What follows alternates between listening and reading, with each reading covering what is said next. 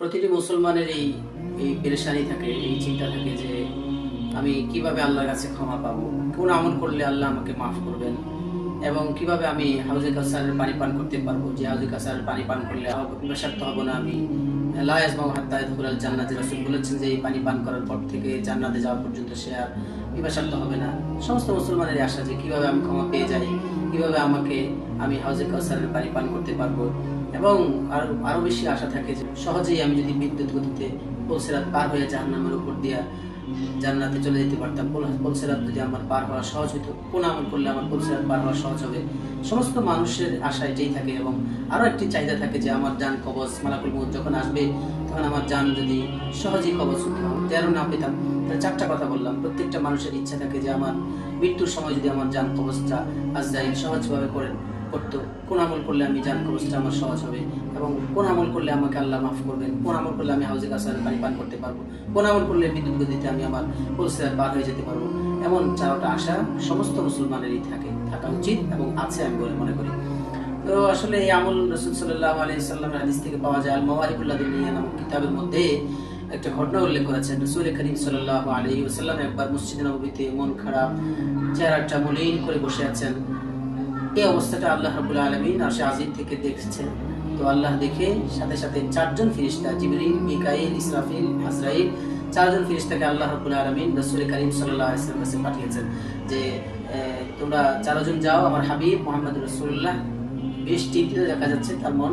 আসলে আল্লাহ সবই জানেন, তারপরেও আল্লাহ দুনিয়া দারুল আসবাব হিসাবে দুনিয়ার নিজাম অনুযায়ী এটা জিবরিলকে, মিকাইল, ইসরাফিল, আজরাইলকে পাঠিয়েছেন যে আমার হাবিব কেন মন খারাপ, তোমরা সবাই আমার হাবিবের কাছে যাও, তার মন খারাপ কেন সেটা জানো, জেনে তোমরা সেই বিষয়ে একটা সলিউশন দিয়ে আসো।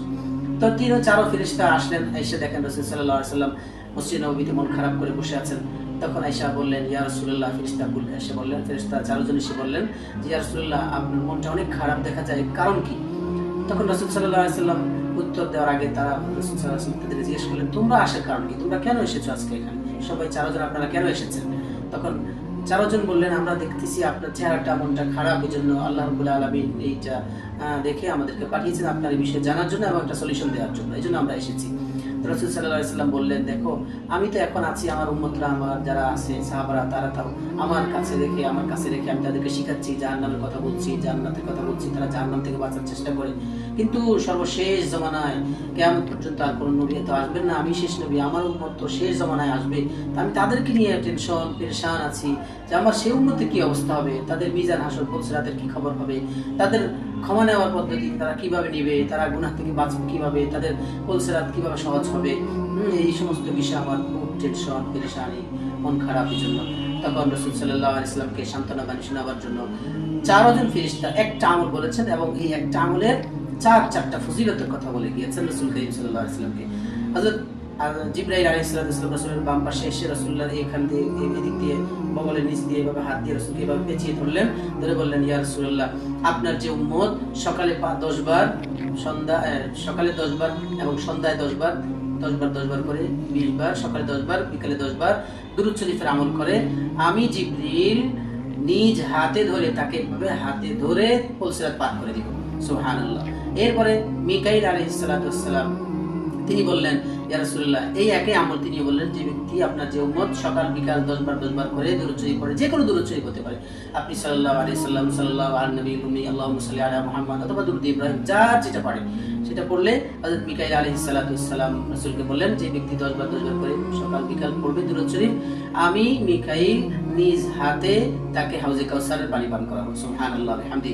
এরপরে ইসরাফিল আলাইহিস সালাম বললেন, ইয়া রাসূলুল্লাহ, এই আমলটাই যে ব্যক্তি সকাল বিকাল 10 বার করে পড়বে, আমি ইসরাফিল কাল হাসরের ময়দানে আল্লাহর আরশে আজিমের নিচে সেজদায় পড়ে থাকবো যতক্ষণ পর্যন্ত না আপনার এই উম্মতকে, যে উম্মত সকাল বিকাল 10 বার করে দুরূদ শরীফ পড়েছে, যতক্ষণ পর্যন্ত আল্লাহ ওই উম্মতকে আপনার ওই উম্মতকে ক্ষমা না করবেন, ততক্ষণ পর্যন্ত আমি সেজদায় পড়ে থাকবো।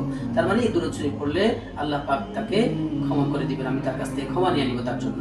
এরপরে হযরত আজরাইল আলাইহিস সালাম বললেন, ইয়া রাসূলুল্লাহ, একই আমল যদি সকাল বিকাল 10 বার করে দুরূদ শরীফ পড়ে আপনার কোনো উম্মত, তা আমি কথা দিচ্ছি ইনশাআল্লাহ আমি কথা দিচ্ছি, আমি তার জান কবজ করার সময় আসানের সাথে সহজে তার জান কবজ করে নিব, সে টেরও পাবে না।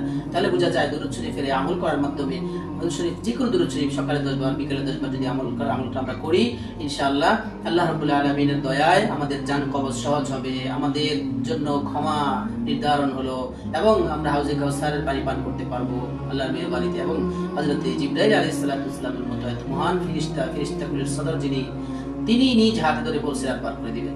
এতটুকু বলার পর চারো ফেরেশতা যখন এতটুকু বলেছেন, এবার রাসূল আরবি সাল্লাল্লাহু আলাইহি সাল্লাম বললেন যে আমার যে উম্মত সকাল সারা দিন ব্যাপী 10 বার প্রত্যেক নামাজের পরে, আমার যে উম্মত 5 ওয়াক্ত নামাজের পর 5 ওয়াক্ত নামাজের পরে 10 বার করে মোট 50 বার প্রতিদিন নিয়মিত যদি কোনো উম্মত দুরূদ শরীফ পড়ে 10 বার করে 5 ওয়াক্ত নামাজের পরে, আমি রাসূল সাল্লাল্লাহু আলাইহি সাল্লামের জন্য ওয়াজিব তার জন্য সুপারিশ করা। অন্য রাওয়াতে আছে সে জান্নাতি প্রবেশ করে ফেললো, দাখালাল জান্নাহ। এক রাওয়াতে আছে হাল্লাল্লাহু শাফাআতি, যে আমি তার জন্য সুপারিশ করা আমার জন্য ওয়াজিব। আরেক রাওয়াতে আছে সে জান্নাতি, আমি তার জন্য জান্নাতে যাওয়ার সুপারিশ করব। আল্লাহ রাব্বুল আলামিন আমল করার তৌফিক দান।